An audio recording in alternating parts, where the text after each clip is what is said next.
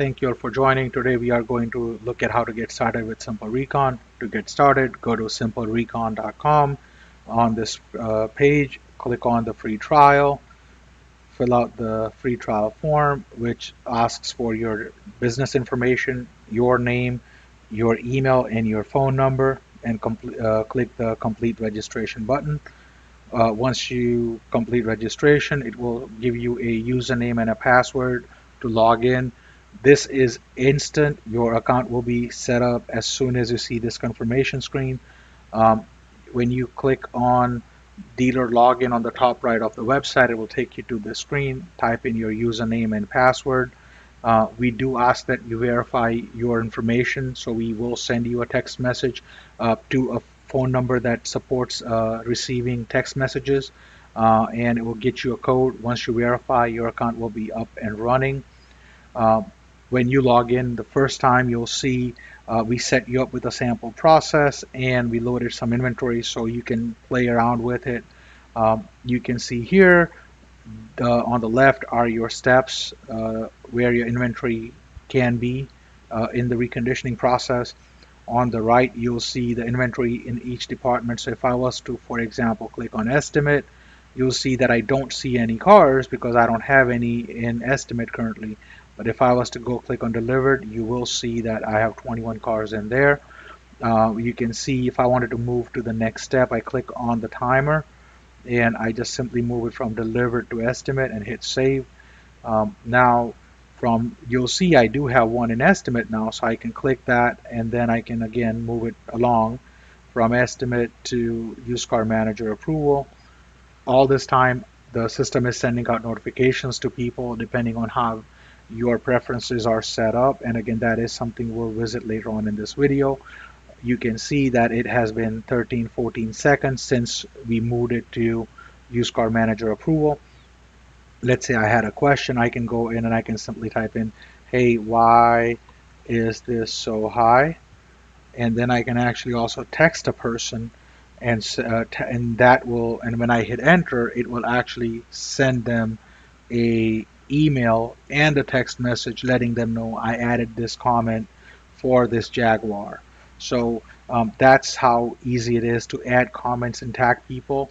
Now, once we do that, it also, just keep in mind, will stay with the car even as it moves through the process. So let's say I move it to service.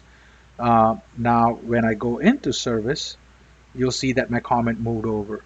One thing to keep in mind, that your next steps are defined at your store level, and so if you do not allow a car to move from service to, or if all you allow is for it to go from service to detail, then that's all they will see in the drop down, and we'll review how you can change that. So I'm going to go ahead and say detail and hit save, and that will then move it to detail. You can see that the counts on the left are changing and the departments that do have inventory on them are highlighted. So that's again a quick way to see where your inventory is and what it is in the process. So now once we see, this is again your day-to-day, this is how you'll be updating and moving things around. If you wanted to add or track individual services that have been quoted, you do have the option to do so. You can fill out individual line items by selecting them and then adding them as required or recommended, and then you can choose if you want to go ahead with the work or decline it.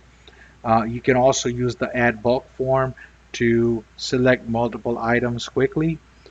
In addition to this, we do have the ability to build an MPI form that we are going to do outside of this walkthrough, because that does tend to take a little bit of setup. So again, in this case, we now selected two services. You can see that the two services are here. I can always go back in and look at what they are in detail.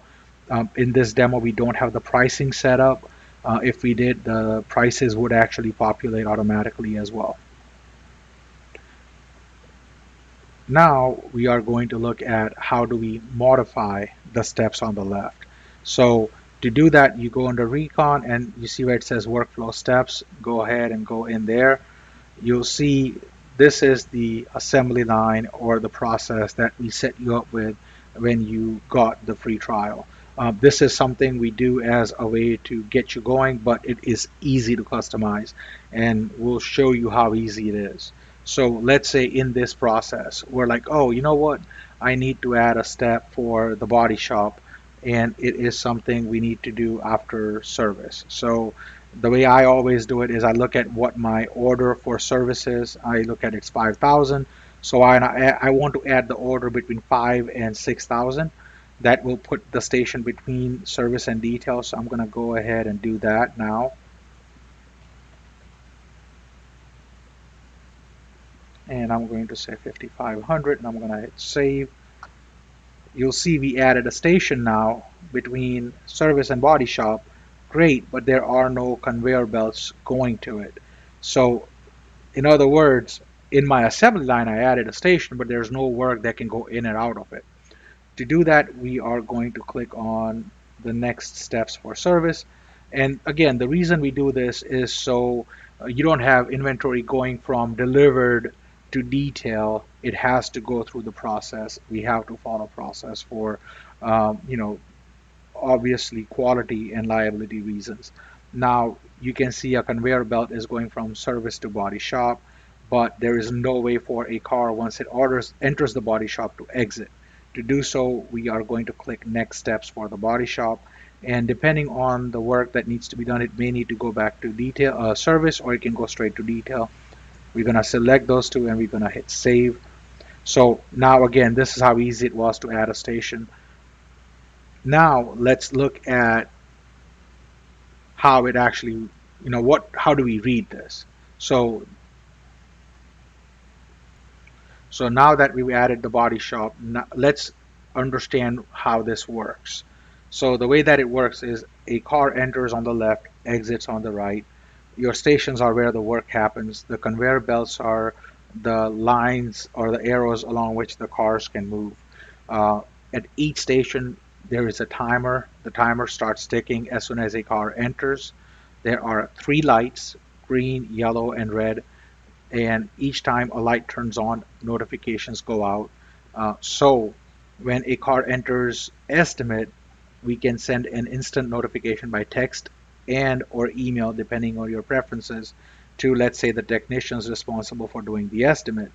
Once the estimate is complete, we can notify the used car manager saying, hey, they need to look at this estimate and make a decision. Also, what we do is, let's say it takes them about longer than it should to get the estimate done. Again, in this example, we have 48 hours to 72 hours. So let's say it's taking them more than 48 hours to do an estimate. We can send the technician a reminder saying, hey, this car's still waiting for an estimate. It's been more than 48 hours. And similarly, another reminder at the 72-hour mark. But maybe at the 72-hour mark, we also notify the manager saying, hey, this car doesn't have an estimate yet. So this is how we built the process, track the process, and those green, yellow, and red lights help us notify people when things start or fall behind.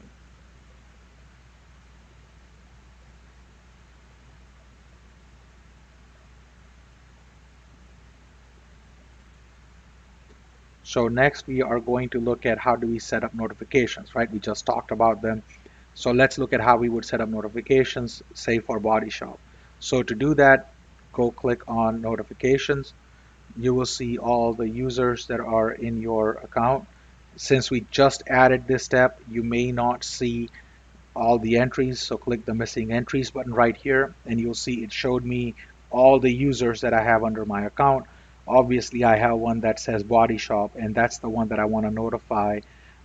As soon as a car enters the body shop, I want to send them a text and an email. I also want to send them a warning text and a warning email if they fall behind, and an alert when it's turning red. In addition to my alerts, I also want to send them a daily report of all cars that are in the body shop. The report will not go out if there are no cars to worry about. So now we have an easy way to follow up with the person responsible for body work by setting up notifications. I'm not done yet. I do have to hit save for the changes to take effect. Once I hit save, I can close this out, and now my body shop person, could be an inside person, could be an outside vendor, will get notified anytime I have work that needs to be done on the body.